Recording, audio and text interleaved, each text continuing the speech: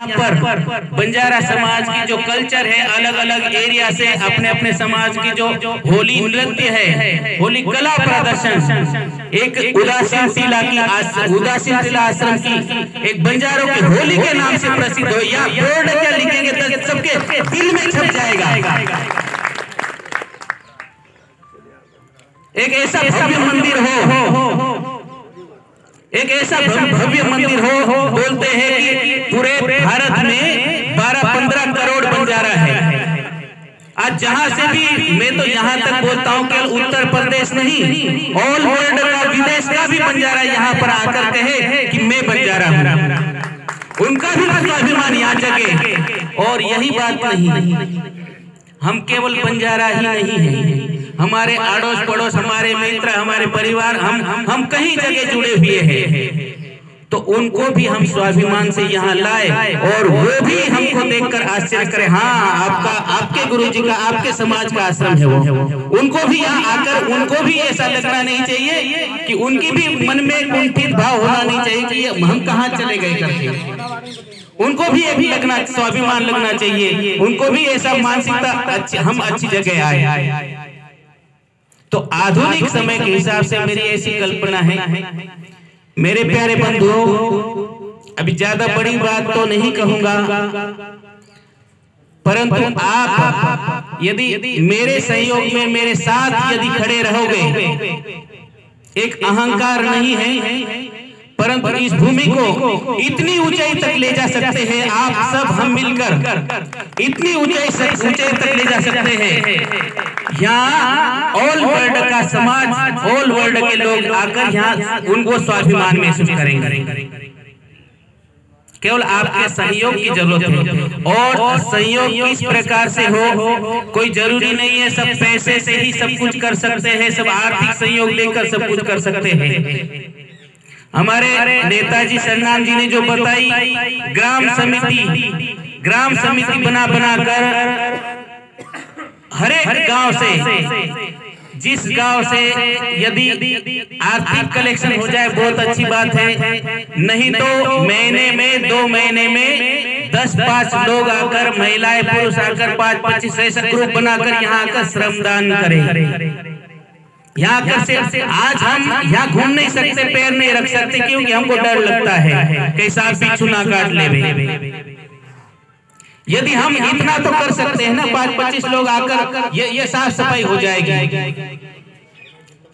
महिलाएं कीर्तन करें, यहाँ सत्संग प्रवचन हो, यहाँ आकर उनको प्रेरणा मिले, एक नया विचार मिले। आज हमारे समाज को विचारों की जरूरत है, हमारे विचार चेंज होना चाहिए, विचार बदलना चाहिए, हमारा खान पान बदलना चाहिए। जब तक हमारे विचार नहीं बदलेंगे, आचरण नहीं बदलेगा, आचार नहीं बदलेंगे, तब तक हम चेंज नहीं होंगे, क्योंकि हम बदलेंगे, युग बदलेगा। हमको बदलने की जरूरत है मेरे प्यारे बंधुओं। आज केवल इतनी ही समस्या नहीं है, इतनी ही समस्या नहीं है। और दूसरी बात कहते हैं ना कि हम संगठित नहीं है, संगठित नहीं है।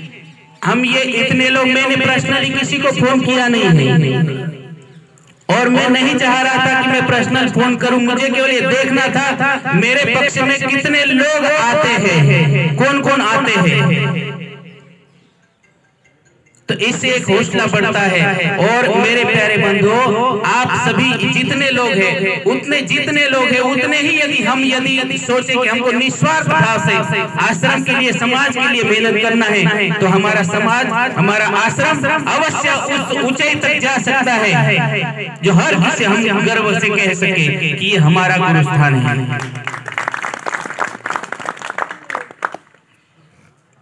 तो मैं यही धन्यवाद देना चाहूंगा हमारे महाराज जी,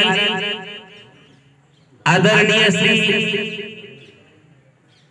योगी महाराज जी, जो रहते तो प्रयागराज में हैं, पर रात दिन 24 घंटे, जब से उनको पता चला कि ऐसी एक परिस्थिति वहां निर्माण हो गई है, तब से रात दिन चिंता में है। इतने वृद्धावस्था में भी कई क्लिप बना के उन्होंने सबको अपलोड किया।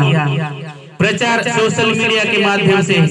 और इसके पहले भी 1-2 महीने पहले हमारे नेमीचंद जी ने भी इसी उद्देश्य को लेकर यहाँ एक मीटिंग भी रखी थी, सभी प्रधानों को भी इनवाइट किया था उन्होंने।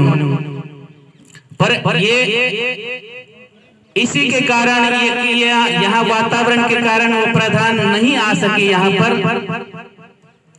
और मेरे प्यारे बंधुओं, जो आप हम सब ने जो सुदर्शन न्यूज चैनल पर जो देखा ना, वो सुदर्शन न्यूज चैनल पर ये मैटर उन सुरेश चौहान के जी को यदि उन तक यदि हमारा मैसेज पहुंचा हो तो हमारे महाराज जी श्री आदरणीय श्री श्याम महाराज जी वो भी यही वृंदावन रहते हैं। काफी जब से मैं आया हूँ तब से जब से उनको पता चला उनका भी नित्य आना जाना रहता है। और उनके पर्सनली उनके मेहनत से वो सुरेश चौहान के जी यहाँ भी आके गए और यहाँ वो स्वयं आगे जाने से ही वो इतना इंटरेस्ट ले पाए। और ये यदि मेहनत ये यदि श्रेय जाता है तो हमारे महाराज जी को जाता है, क्योंकि उनके साथ 15-18 साल से वो कार्यरत है। उन्हीं की निस्वार्थ सेवा का ये प्रतिफल है।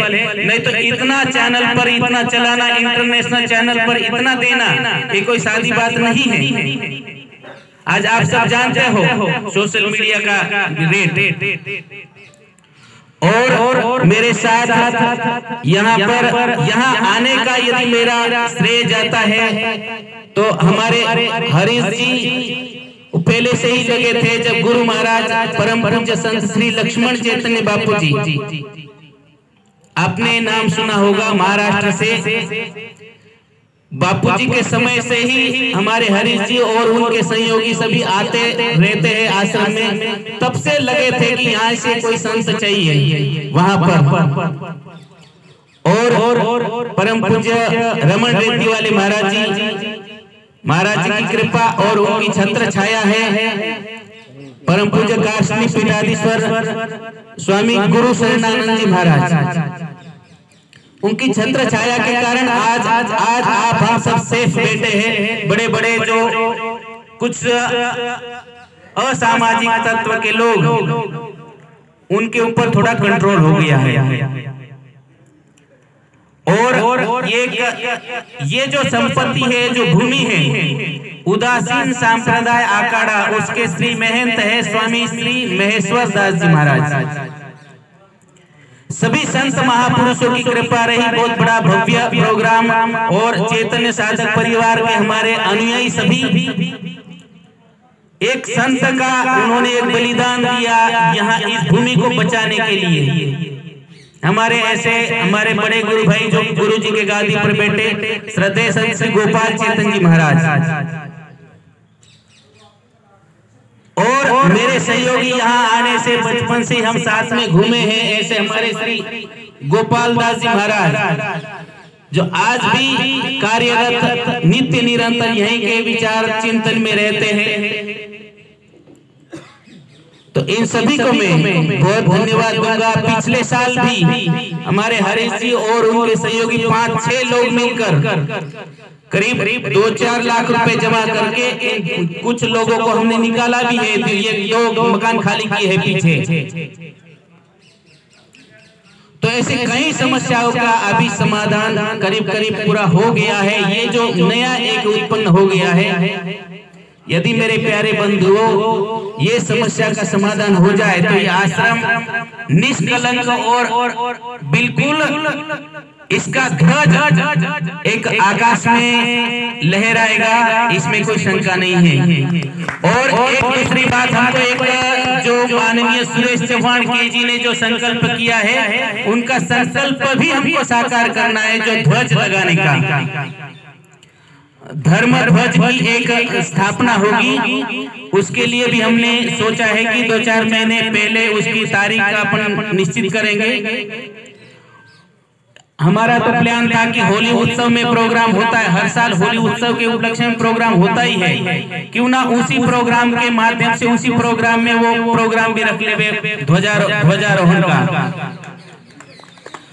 तो तारीख जैसा भी होगा वो निश्चित करके आप सबको पता चलेगी ही। तो इतना ही मैं सभी बंधुओं को आज हमारे रोशन महाराज जी, वो भी जब से उनको पता चला पहले भी आके गए। और मेरे प्यारे बंधुओं, सेवा कैसी होती है ये ऐसे महात्मा से सीखना चाहिए। मुझे जब भी वो निकले घर से, उन्होंने मुझे फोन किया कि महाराज जी हम आ रहे हैं, क्या कुछ लाना है क्या? तो मैंने तो कुछ कहा नहीं, मनकर कुछ नहीं, आप आ जाओ इतना ही बहुत है। तो मेरे प्यारे बंधु उस समय भी आए, कुछ कंबल वंबल लाए थे उस समय भी वैसे हो बिना कहे। और जब अभी आए तो बिना कहे, कुछ पता नहीं, ये डंडी वाले झाड़ू दिख रहे, झाड़ू यहाँ देख कर गए कि यहाँ साफ सफाई नहीं हो रही है, झाड़ू के अभाव झाड़ू तक लाए मेरे प्यारे बंधुओं। और भी आवश्यक चीजें यहाँ संतों को या साधु के लिए क्या चाहिए, ऐसी आवश्यक चीजें अपने आप बिना कहे जब भी घर से आए, अभी भी जब आ रहे तब भी उन्होंने फोन किया कि महाराज जी कुछ चाहिए, कुछ लाना है। हमने कहा कि आप आ जाइए। ऐसे हमारा स्वभाव है नहीं किसी को कुछ बोलने का, ऐसे हमारे गुरु महाराज ने कभी हमको सिखाया नहीं। परंतु मेरे प्यारे बंधुओं, ऐसे महात्मा बिना कहे ही बहुत कर जाते हैं, तो ये दिल में जगह हो जाती है मेरे प्यारे बंधुओं। उनको मैंने यही कहा कि कुछ रिश्ते जो है ना ऊपर से बन के आते हैं, यहाँ नहीं बनते हैं। तो ऐसा लगता है एक अपनापन सा हो जाता है। तो मेरे प्यारे बंधुओं, आज मुझे ऐसा लग रहा है कि मैं अकेला नहीं हूँ, ये मेरी पूरी फैमिली है, ये सब मेरे साथ है। और जो लोग बोलते हैं ना ट्रस्ट होना चाहिए, कमेटी होना चाहिए, होना चाहिए, वो होना चाहिए, मेरे प्यारे बंधुओं आप सब हम मिलकर पूरा ट्रस्ट भी है, सब कमेटी भी है। कोई एक दो लोग नहीं कर सकते, ट्रस्ट बना लिए, कमेटी बना लिए, 2-5 लोग क्या करेंगे बताओ? यदि आप हम साथ में नहीं हैं तो क्या करेंगे? तो हम सबको साथ में चलना है। मराठी में कहावत है, आपको समझेगा नहीं पर मैं बताऊं, एक मेका करू सहाय अवघे धरू सुख।